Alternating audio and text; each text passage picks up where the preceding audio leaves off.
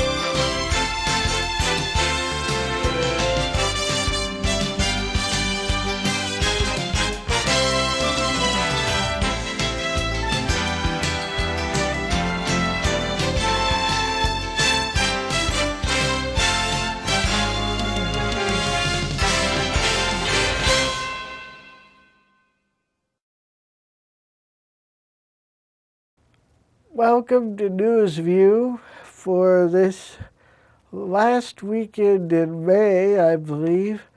And the top story tonight is an earthquake, 7.4 magnitude earthquake in the South Pacific island of Vanuatu. I'm guessing that's how you pronounce it, or Vanuatu, maybe.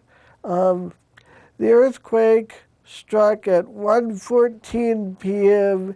Eastern Daylight Time and was 22.4 miles deep, said the U.S. Geological Survey. And this is courtesy of Reuters. This is a big earthquake in Vanuatu in the South Pacific. And it says there might be a tsunami, so they've issued a tsunami warning for that area. It's a heavily populated area, and there's a tsunami warning. And the next story is former Prime Minister Tony Blair will probably earn millions of money as he will become a climate change advisor. So he'll be paid at least £700,000 a year. I'm not quite sure how much that is, but anyway, he has been busy. He earns 100,000 pounds doing public speeches, and he's earned a lot of money from that. And that's from the London Evening Standard. And the big story here in the States right now is about the oil leak in the Gulf of Mexico off of the south part of America, the U.S. anyway. Top kill is the what they call the strategy for plugging or stopping this oil leak in the Gulf. And President Obama and British Petroleum have been taking some heat we don't know how this oil explosion started. Um, in Champaign, Illinois, closer to home here, a University of Illinois expert who wrote a 6-volume book series on marine pollution says that the oil spill should spark safety measures and not curb drilling for oil. He says, quote, "We should drill, baby, drill, but safely, baby, safely," unquote. His name is John Warren Kent, and he says that British Petroleum, the well is gushing untold barrels of crude into the Gulf, and we have been lulled into a sense of false security by drilling with no major accidents. And this is funny because I heard that I read too that the oil spill, British Petroleum before the oil spill got an award for safety. So it was so safe, but this accident still happened, is what we are to pull out of this. And we don't know. Mr. Kent said, "I'm an environmentalist, but I'm also a realist." He also said, quote, "Realistically, this country needs energy, so we need to utilize all of our energy sources, including offshore wells, but do it safely." And our next story comes after this break.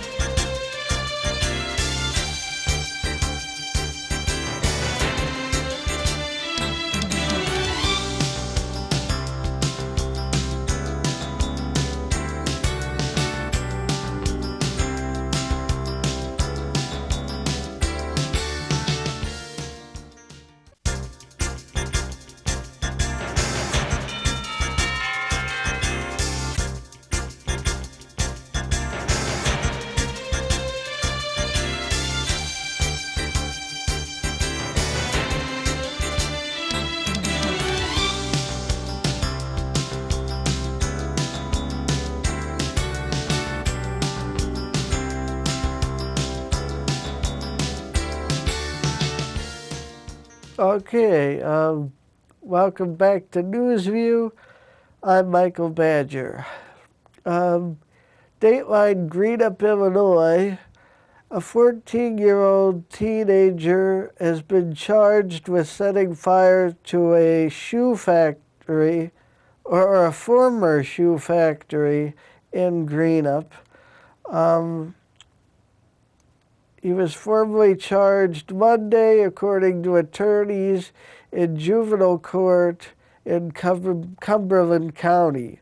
The charges aren't available, but on May 18th, fire destroyed the former Edelbrick shoe factory in downtown Greenup, which is about 65 miles south of here, south of Champaign and Urbana. And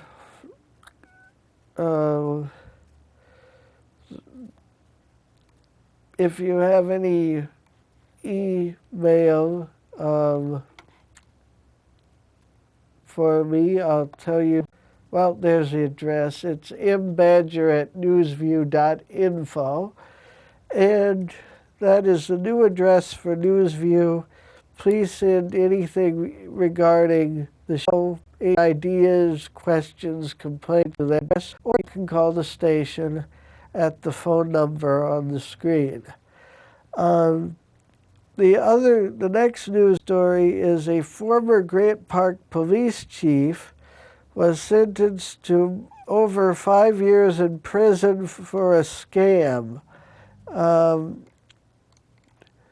The U.S. District Court Judge Michael McCuskey on Tuesday told Scott Fitz to report this July 7th for his sentence. He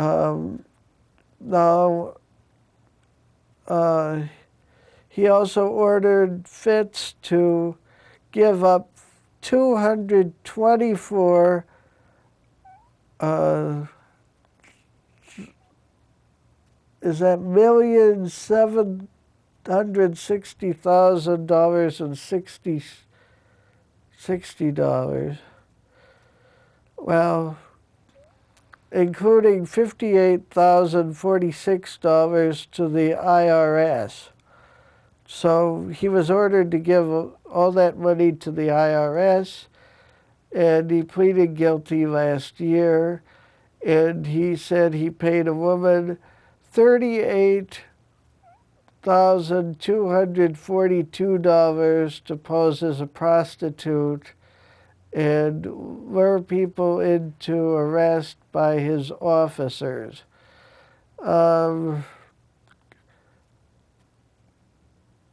So he offered to dismiss these cases of the people he arrested if they paid a fine that was typically $3,500. And this was the scam. He said most of the people agreed to pay, resulting in profits of $400,719. And that's Dateline Urbana, Illinois, because that's where the court is. And this is from Fox 59 in Indianapolis, WXIN's websites. And the next story here, I thought I had another one. But I do have another one, but I mean other than this. Tin plants that can poison puppies that you don't want in your house.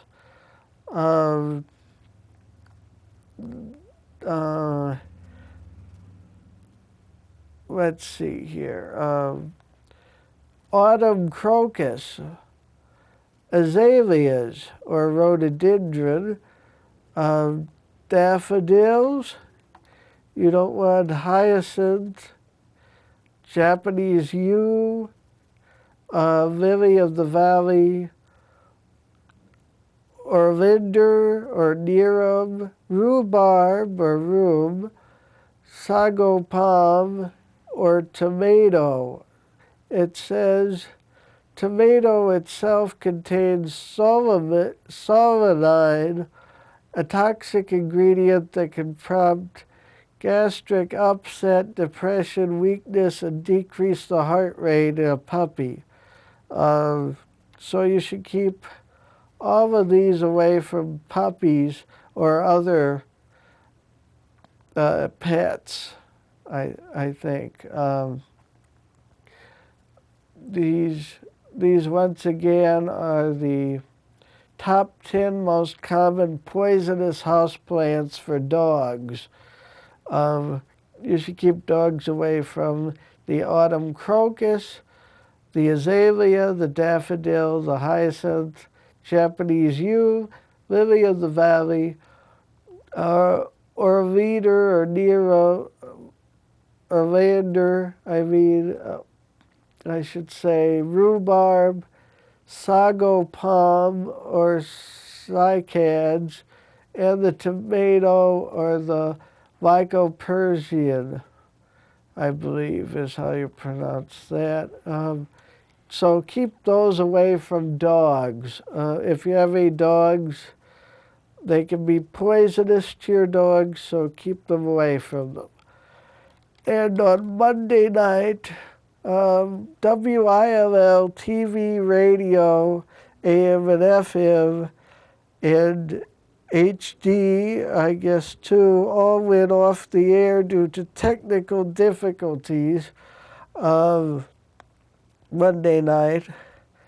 And a lot of people watch and listen to WILL, so that's, I'm not sure for how long it was off. I don't know. I didn't notice that night. I wasn't watching or listening to them that night. I do other nights. I have. And the story about the oil, there's the earthquake in Vanuatu with the tsunami warning. There's Tony Blair to earn millions as a climate change advisor. There's a top kill of the oil leak that seems to be doing better. And if you have any questions, comments, or complaints, just email them to me at mbadger@newsview.info. Or you can call the station, and that number is 217-384-2452. So, I hope you stay tuned for the rest of the show. I'm Michael Badger, and here comes the rest of what we have to offer. The show ends around 9:30. Have a good night.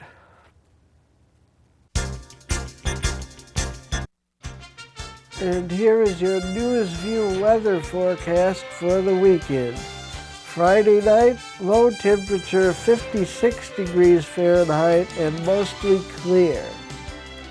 Saturday, high of 82 degrees Fahrenheit and sunny. Saturday night, a low temperature of 57 degrees and clear. And Sunday, high temperature of 83 degrees Fahrenheit and partly cloudy, while Sunday night, a low of 61 degrees. This has been your NewsView weather forecast for this weekend. Thanks for watching.